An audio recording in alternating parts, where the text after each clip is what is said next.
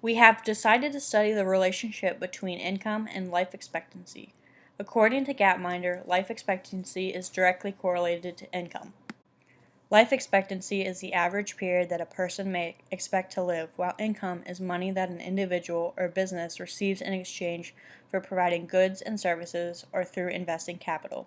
We found when looking at the chart, one of the smallest countries, the Netherlands, led in life expectancy and income at about the age of 40, and income being around 4,230, while China, India, and the United States, all being areas that have the most, if not one of the highest populations, has the lowest income and life expectancy in 1800. Moving forward, you can see these countries inevitably change over the years due to social and economical changes. For instance, China in 1942 was involved in a war which shows the effects of the correlation to life expectancy and income. As well as China, the United States and India were among the countries that were in the war. This war was World War II. Men were drafted into the war, leaving women to do their work, but that didn't stop income from falling. As more materials were needed to make weapons and more restrictions became a problem, income quickly dropped.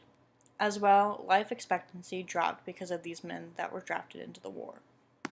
We found the severe drop of life expectancy between the end of 1917 to the end of 1918 to be very interesting.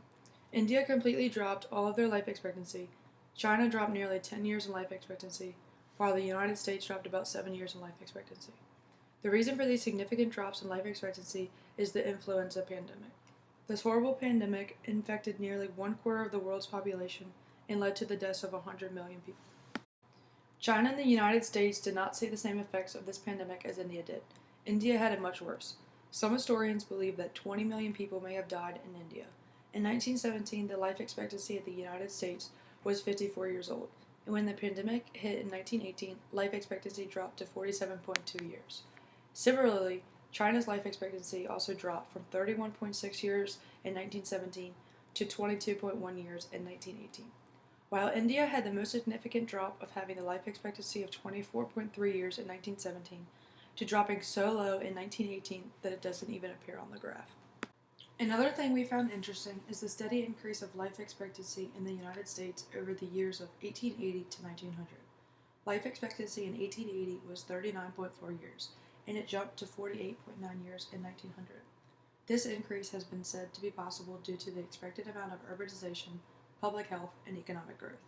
With the urbanization and public health increasing, this allowed for life expectancy to also increase as things were becoming more urban and the public health was in good standing and had many new improvements to help people live longer.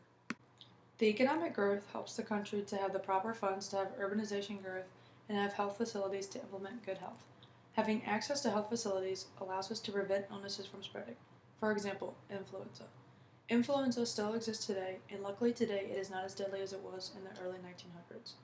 Today, with our up-to-date health facilities, which we are fortunate to have due to urbanization and economic growth, we can cure and prevent influenza from spreading like it did in the 1900s. We can see that over the years, those who have had more income have a higher life expectancy. We still see this today, especially within highly developed countries.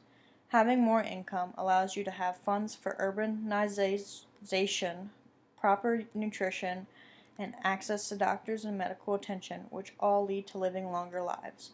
Thus, life expectancy and income are directly correlated and are important topics that need to be discussed further.